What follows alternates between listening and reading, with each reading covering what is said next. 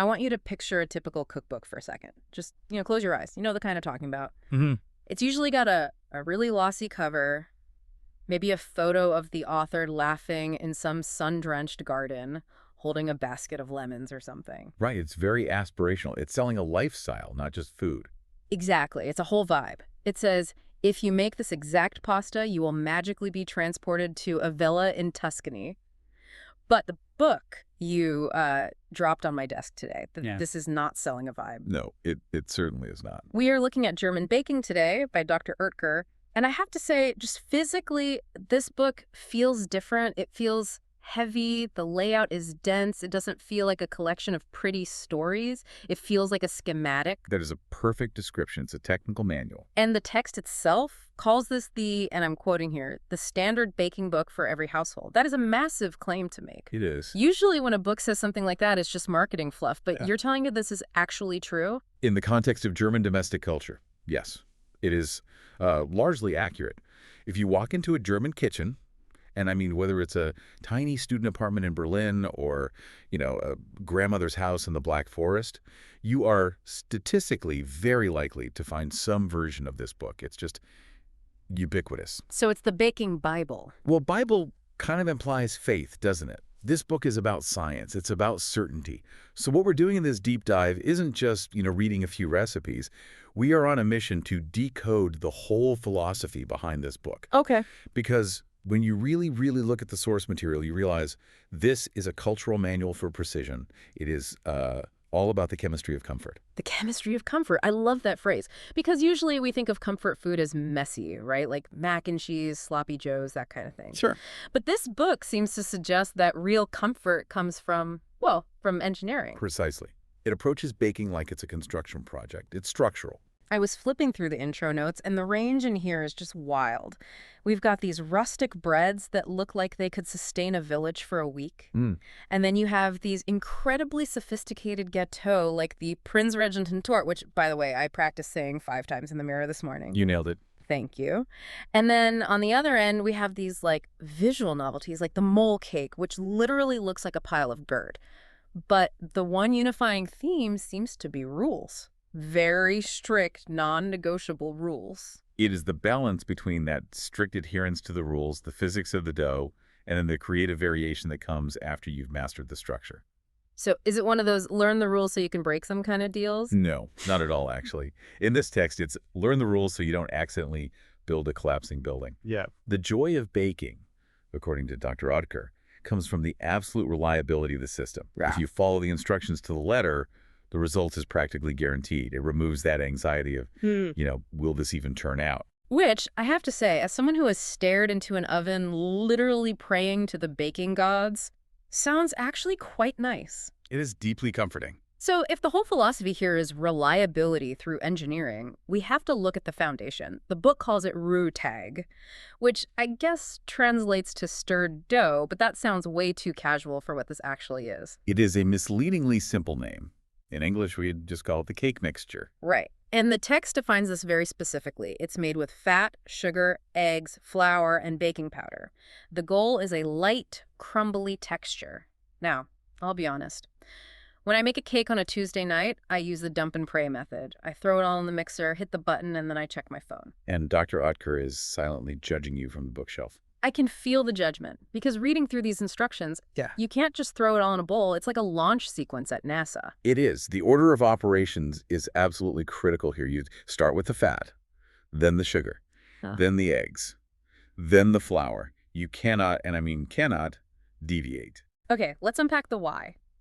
Because the text spends what feels like a weird amount of time just discussing the state of the butter. It says margarine or butter must be soft. Correct. But then it gets super pedantic. It says spreadable but not runny. And it warns, this is a direct quote, that runny fat prevents a smooth dough, while hard fat makes it gritty. Why does the state of the butter matter so much if it's all just going to melt in the oven anyway? Because you aren't just mixing ingredients. You're building an emulsion. Think of it this way. You're trying to create a suspension of fat and sugar. If the butter is melted runny, it just separates. It becomes oily. It won't trap any air. It's like trying to blow bubbles in water versus trying to blow bubbles in, I don't know, bubble gum. That is a surprisingly good analogy. Yeah. If the fat is soft, it has structure. When you whip it with sugar, the sharp edges of the sugar crystals literally cut into the butter, creating millions and millions of tiny air pockets. Oh, You are mechanically trapping air inside the fat. That air is what expands in the oven and lifts the cake. If the butter is melted, you can't trap any air. You just get a dense, greasy puddle at the bottom of the tin. so the final texture of the cake is actually determined right there at the very beginning, before you've even cracked an egg. Exactly. And speaking of cracking eggs, this was the part of the text that really stood out to me as the prime example of this German baking engineering. Oh, I know what you're going to say. The half-minute rule. The half-minute rule, yes. The instructions say, and I quote, "Add each egg separately and work in for half-minute before adding the next one." And you have to do this at the highest setting of your mixer. It sounds obsessive, doesn't it? It sounds exhausting. You're just standing there, the mixer is screaming at you, and you are staring at a single egg for 30 seconds. It feels like an eternity. Why 30 seconds? Why not 20? Why not just dump all 4 eggs in at once? Because of the eternal war between oil and water. Okay, explain that. Butter is fat. Eggs are about 75% water.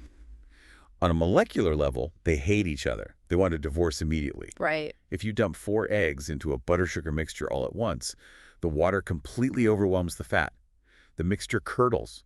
It separates. It looks like, wet scrambled eggs. Which I have definitely had happen. And I usually just shrug and keep going, hoping for the best. And the text actually notes, with a very pragmatic German dryness, that if it curdles, this should not affect the successful outcome of the pastry. I love that. It is ugly, but nutrients are present. Exactly. But if you want that light, crumbly texture, the gold standard, you need to emulsify each egg individually. That 30 seconds at high speed forces the water in the egg to disperse into tiny, tiny droplets that get suspended within the fat. You are forcing them to coexist. You are building a creamy, cohesive structure, one egg at a time. So the 30 seconds isn't arbitrary at all. It's the literal time required for the physics of that emulsion to stabilize. Correct. You're building a bridge one bolt at a time. If you rush it, the whole bridge sags. It's amazing that there's that much thought in just the first 2 steps. And then we get to the flour, and suddenly the rules just flip. We were at highest setting for eggs' maximum power. Now for flour, the text says medium setting, and you have to alternate it with milk. Yes. Why do you think that is? Well, based on this engineering theme we've got going, Yeah. if high speed creates structure with eggs, does high speed, I don't know, destroy something with flour? It creates the wrong kind of structure. Yeah. Now you're dealing with gluten. When you beat the eggs in butter, you want volume. You're trying to add air. But as soon as flour hits a liquid, gluten proteins start to link up. They create these long, elastic strands. Which is great for bread. Perfect for bread, absolutely disastrous for cake. If you beat the flour in at high speed, you're basically developing that gluten. You'll end up with a cake that is tough, rubbery, and chewy. So you want to be gentle. You want to just kind of sneak the flour in. You want to mix just enough to combine. That's why the text uses that wonderful phrase, to add only enough liquid so the dough drops off the spoon with difficulty. Drops off the spoon with difficulty. That is so visual. It's Right. not pourable. It's not stiff. It's reluctant. That indicates the perfect hydration ratio. If it runs off the spoon, you have too much milk, the steam will escape too fast, and the cake will end up dry. If it sticks to the spoon like glue, it's too heavy. It has to struggle against gravity just a little bit. Now, the text does offer an alternative, and I found this kind of funny because it feels like the modern life is too busy concession. The all-in-one mixture. The shortcut. The text says you can just throw everything in at once, but, and there's a big but here, it says the result is a solider texture. And that is the trade-off. Yeah. The all-in-one method relies entirely on the chemical leavening, the baking powder, for its lift, because you haven't done any of that mechanical work of beating air into the butter and eggs. It works, and the text says it's very good when ingredients are naturally light, but you lose that refined, tender crumb you get from the traditional method. It feels like the text is judging you slightly, like, you can do this, but we both know it's the hack version. It's offering you a choice between efficiency and excellence. Let's talk about the classic application of this cake mixture, the marble cake. Marmorkuchen. A staple of every German birthday party. I loved the specific instruction here. You take 2/3 of the batter, that's your light layer. Then you mix cocoa, sugar, and milk into the rest. You put the dark on top of the light. But it's the next sentence that got me. Drag a fork through the 2 layers in a spiral movement. The spiral movement, not a swirl. Right, not a swirl, not a random mix, a spiral. Why so specific? It's about consistency. Think about it. If you just mix it randomly, what do you get? A muddy, grayish cake? True. If you just poke it with the fork, you get polka dots. The spiral ensures that every single slice has that beautiful, distinct wave pattern. It's engineering the aesthetic. You are guaranteeing that the person who gets the first slice and the person who gets the last slice have the exact same visual experience. That is deeply democratic. I love it. It is. Okay, so that's the physics of the cake mixture. Let's move to section 2. We're changing materials. We are moving to short crust pastry, Mürbeteig. And now we're entering a totally different world of physics. The text describes this as friable, which is a great word, crumbly, tender, short. But the rules here seem to be the exact opposite of what we just learned for the cake mixture. How so? Well, with the cake mixture, we needed soft butter. Room temperature was absolutely key to the emulsion.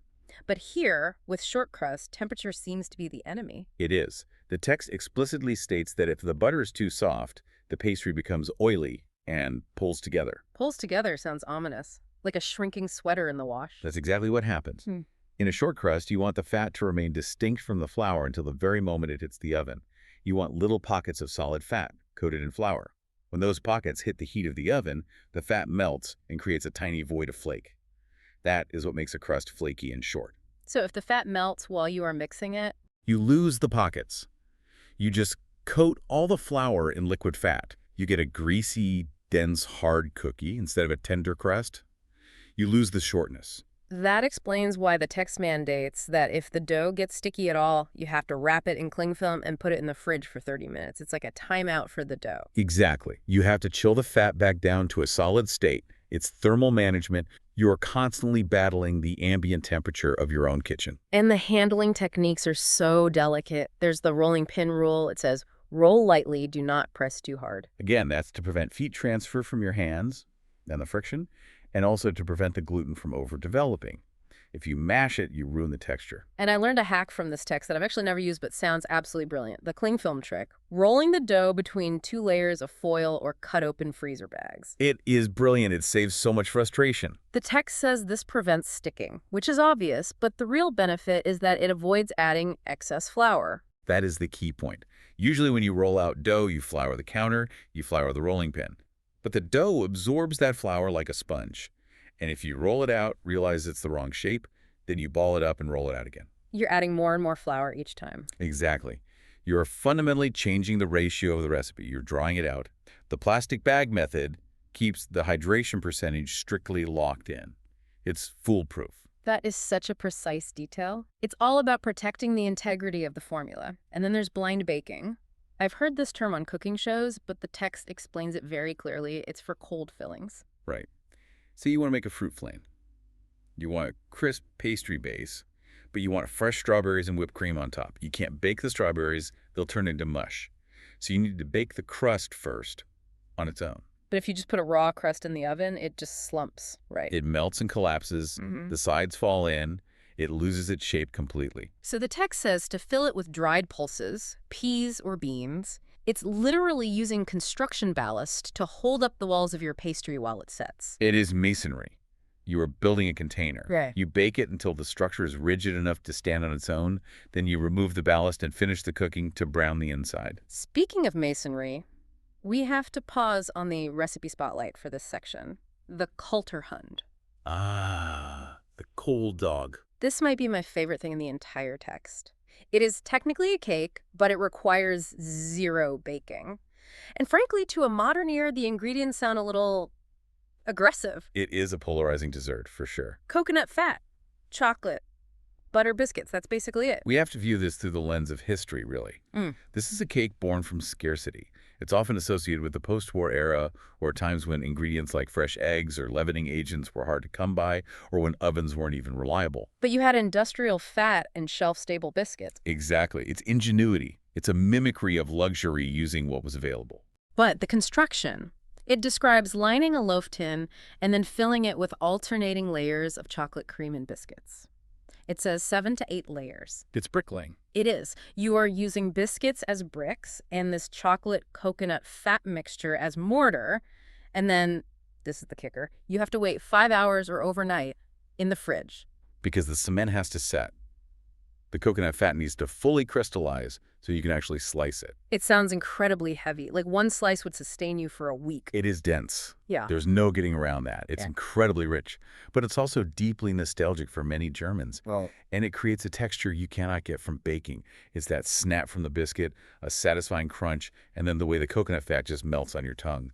It's a sensory experience that is totally unique to that specific era of food engineering. from the cold dog, which is essentially masonry, let's move to something that is actually alive. Section 3, yeast dough. Hefeteck. Now we are dealing with biology. The text describes yeast dough as elastic. But unlike the predictable chemical reactions in the cake mixture, this relies on living cultures. And here, the rules about temperature get even more specific. They get almost paranoid. They have to be. Yeast is very temperamental.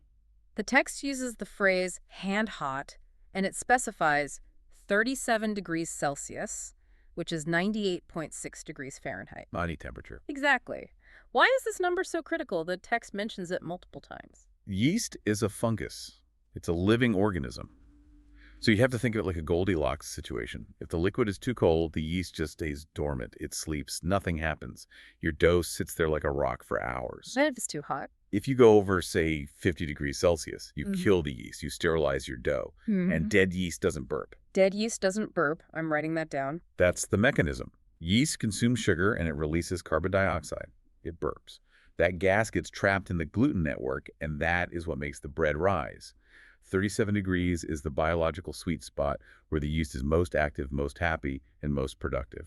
So you are basically managing a workforce of tiny organisms. You are the shift supervisor for a billion tiny fungi. And like any workforce, they have enemies.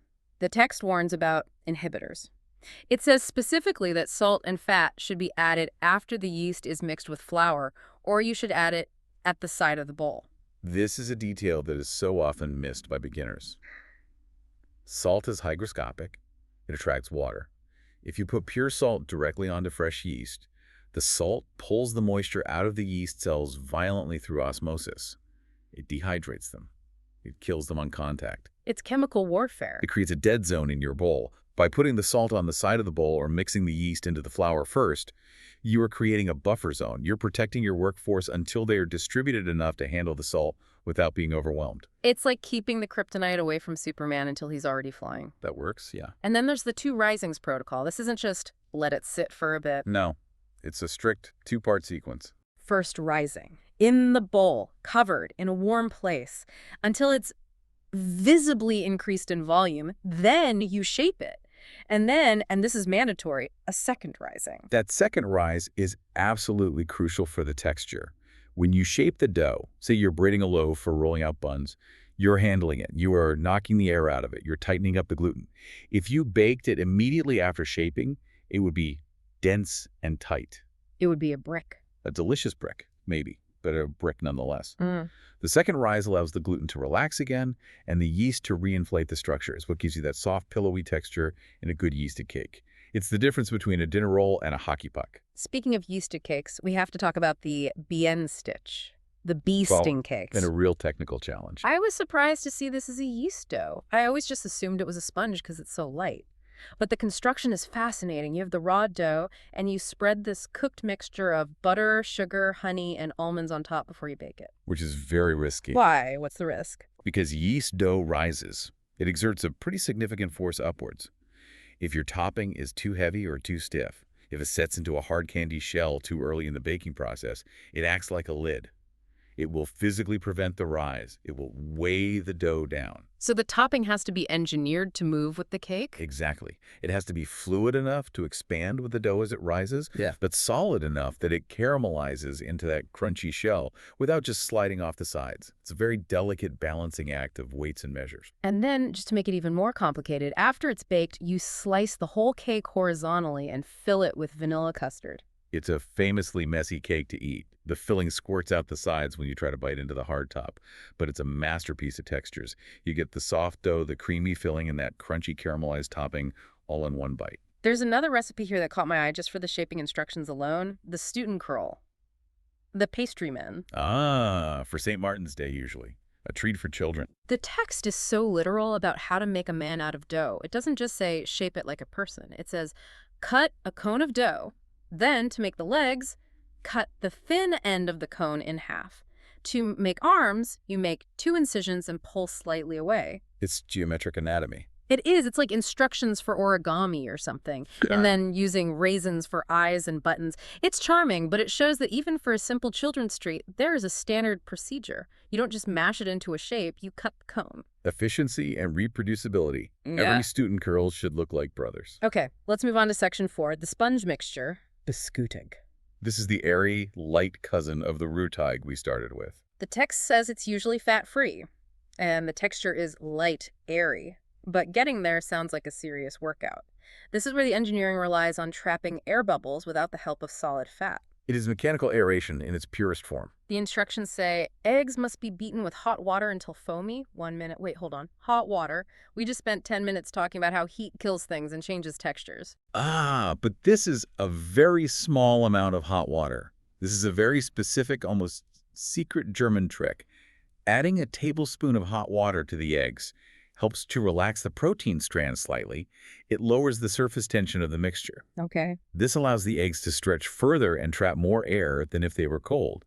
It essentially stabilizes the foam you're trying to create. So it's a performance enhancer for the eggs. Essentially, yes. And then, of course, strict timing again. Sprinkle sugar in while whisking for another 2 minutes. The timing there is to ensure the sugar crystals dissolve completely into the water of the egg, creating a kind of syrup that reinforces the bubble walls. If you stop too soon, the foam is weak. It will collapse in the oven. If you go too long, you risk overbeating it and making it tough. And then the flour fold. We discussed this with the cake mixture, but it seems even more critical here. It is absolutely do or die with a sponge. You have spent minutes building this fragile, beautiful foam of egg and air.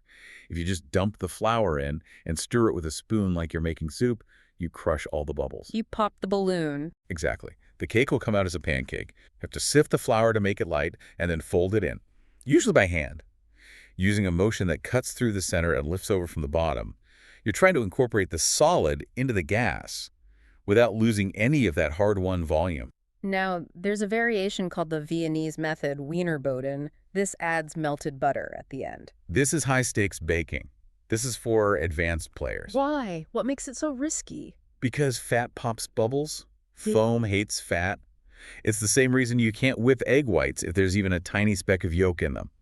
So adding pure melted butter to a delicate sponge is structurally very, very risky. The text warns, the butter must be cooled slightly so it doesn't deflate the foam. Exactly. If it's too hot, it pops the bubbles instantly. If it's too cold, it seizes up into hard lumps when it hits the cool eggs. It has to be fluid but cool.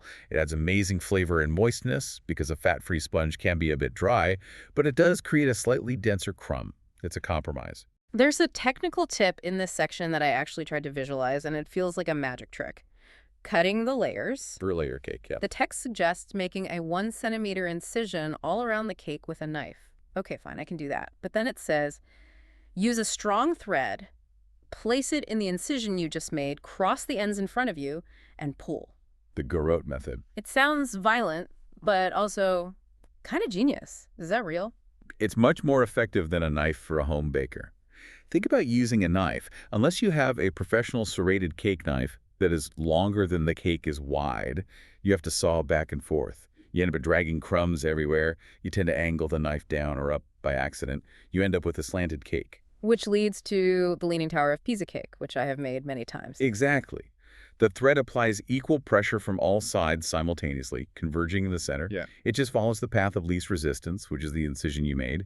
It guarantees a perfectly level cut every single time. It's pure geometry. It's satisfying just thinking about it. Which brings us to section 5.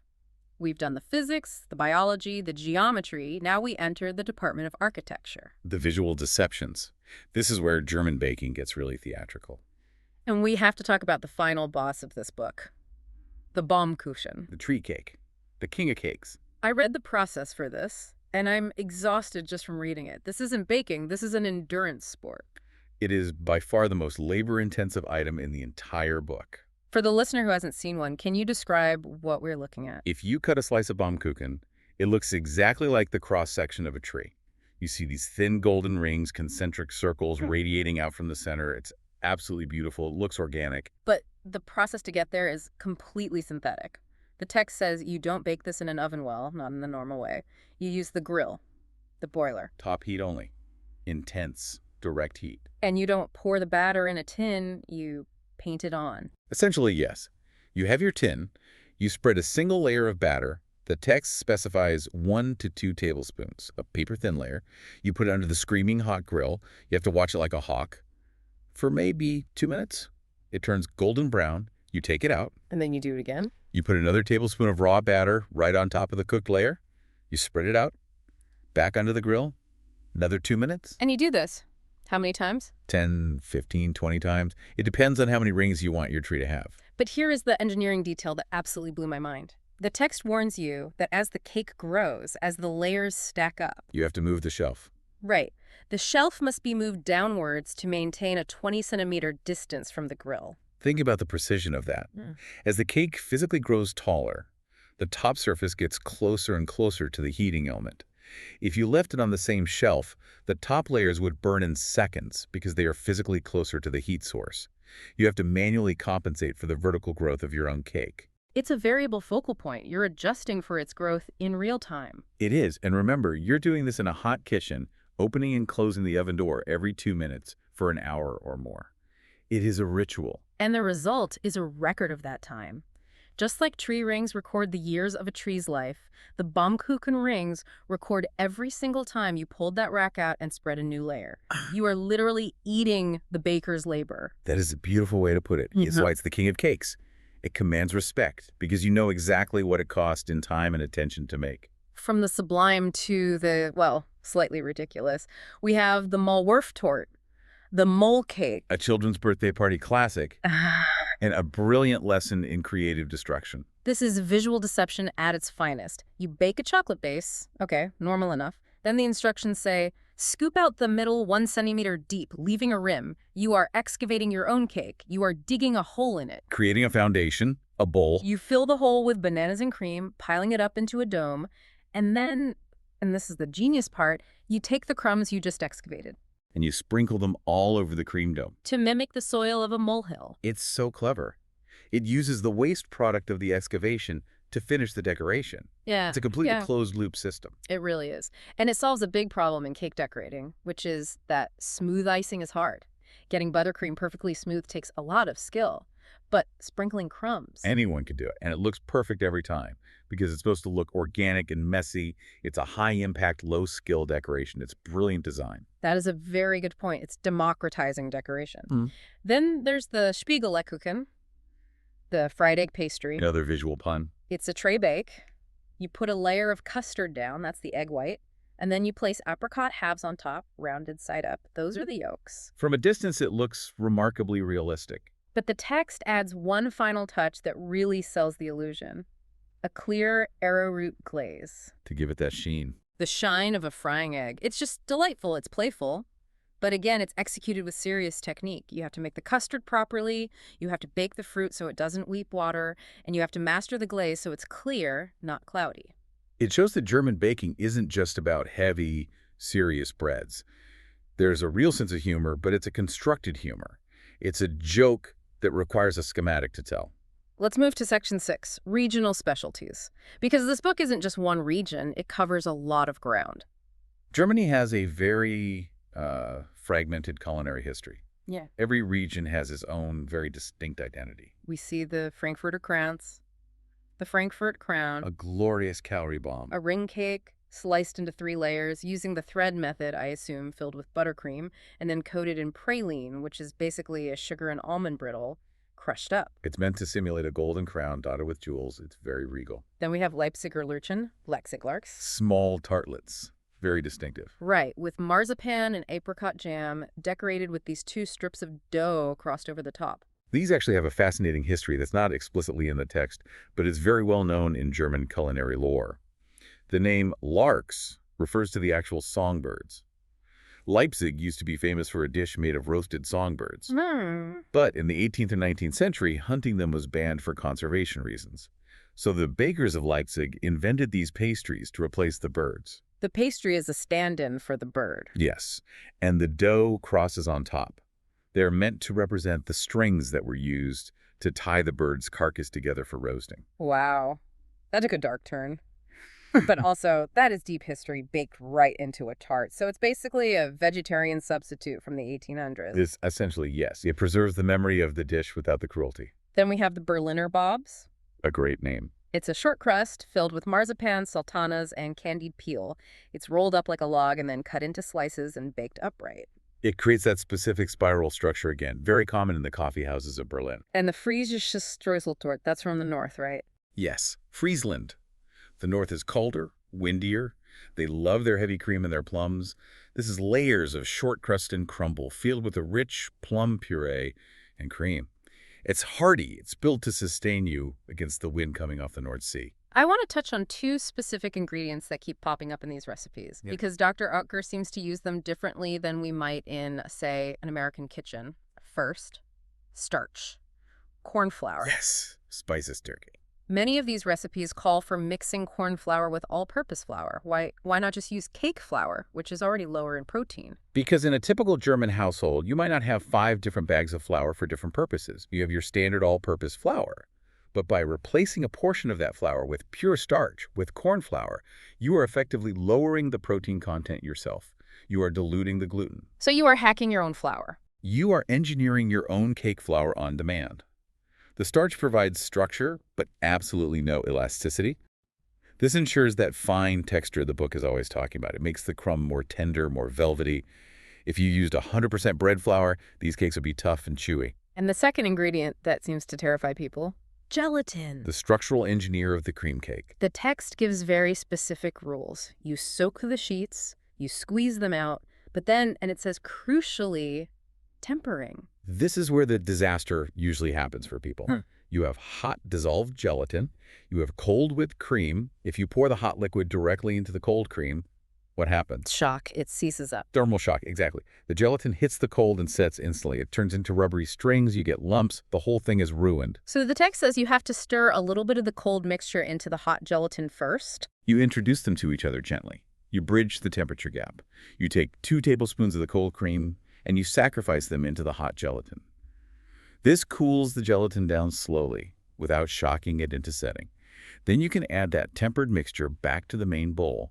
It ensures a perfectly smooth integration. Again, it's thermodynamics, it's fluid dynamics, it's not just cooking. It's chemistry. So we've unpacked the physics of the crumb, the biology of the yeast, the architecture of the tree cake.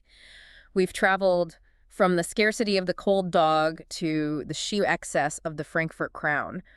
What is the big picture here? What does this all tell us? The big picture is that German baking today, this source material, it reveals that baking is not an act of random magic. It isn't about feeling your way through it. It is a reproducible science. It rewards patience. It rewards patience and, above all, precision. Chilling the dough for 30 minutes, warming the yeast to exactly 77 degrees, moving the shelf down for the Baumkuchen. These aren't just suggestions, they are requirements for success. And I think that's where the comfort in our title really comes from. Yeah. Because the world is chaotic. My job is chaotic. My commute is chaotic. Yes. And there is something incredibly relaxing about knowing that if I follow these specific, sometimes pedantic steps, I will get a result that is guaranteed. I will get a mole cake that looks like a mole cake every single time. In a chaotic world, a system that works exactly as promised is a form of deep, profound comfort. Whether it's that aha moment of the thread cutting the cake perfectly level or the spiral movement of the marble cake creating that perfect pattern, you are participating in a tradition of engineered delight.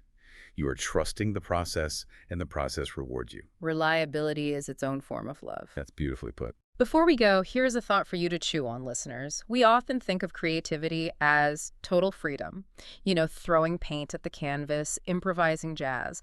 But reading Dr. Oetker, it implies that the perfect result comes from strict almost rigid adherence to rules. So is the true joy of baking found not in improvisation, but in the relaxation that comes from trusting a perfect system? Does the restriction actually set you free to enjoy the result? That is the question. Thanks for diving deep with us. Go bake something precise. Auf Wiedersehen.